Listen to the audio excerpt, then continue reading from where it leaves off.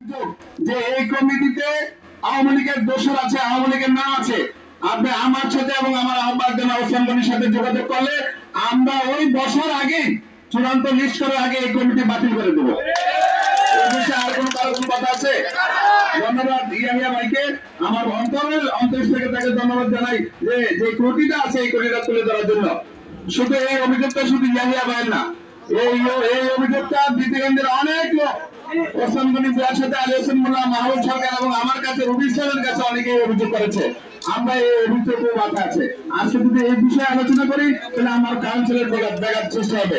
তবে ইয়াহিয়া ভাই এবং দিদিগঞ্জ ইউনিয়নের সকল নেতৃবৃন্দকে আশ্বস্ত করতে চাই, যেদিন আমরা চূড়ান্ত লিস্ট করবো দিদিগঞ্জের সিনিয়র যে নেতৃবৃন্দ আছে তাদের সাথে সমন্বয় করে তাদের সাথে বসেই আমরা এটা চূড়ান্ত লিস্ট করবো ইনশাল্লাহ। বাকি আরেকটু কাজ আছে, আমাদেরকে একটু সুযোগ দিবেন। আমরা বিগত 20 তারিখে এটা অত্যন্ত গুরুত্বপূর্ণ, সবাই দয়া করে কথাটা খেয়াল করবেন।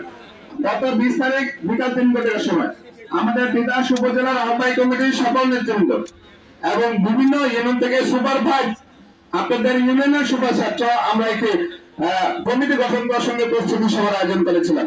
ওই প্রস্তুতি সভায় প্রত্যেকটা উপস্থিত নেতৃবৃন্দ আমাদের সিনিয়র নেতৃবৃন্দের কাছে আবেদন করেছে।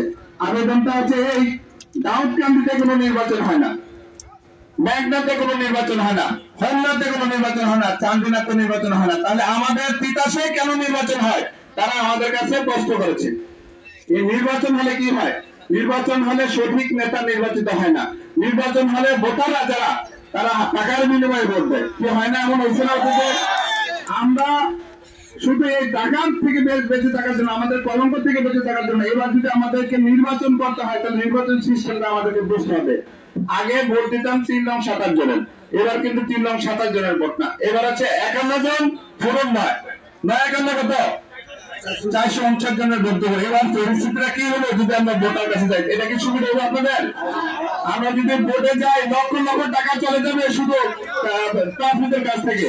যদি আমরা একজনের কথা নির্বাচন হবো না, নির্বাচনের মতামত আমরা সবার কাছ থেকে নেব। আপনি একজন যদি দাঁড়ায় বলে নির্বাচন চাই না, কি নির্বাচন দিয়ে দেবো? সামষ্টিক বিষয় আলোচনা করে ওই দিন তিতাস উপজেলার সর্বোচ্চ ফোরাম, এখানে যারা 5 জন সুপারভাইজার আছেন প্রত্যেকটা ইউনিয়নের লোকজন আমাদের কাছে দাবি করেছে যে আমরা নির্বাচন চাই না, আমরা সমঝোতা চাই। সমঝোতা হলে কি নির্বাচন হবে না? আমরা সমঝোতা করবো কাকে নিয়ে?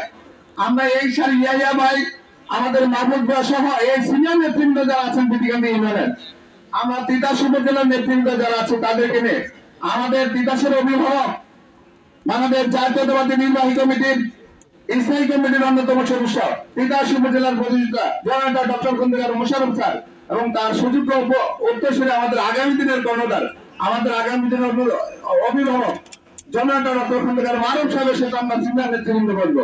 বসার পরে যদি আমরা একটা কমিটি, সুন্দর একটা কমিটি উপহার দিতে পারি, আপনি কি রাজি আছেন? দিদিগঞ্জবাসী রাজি আছেন?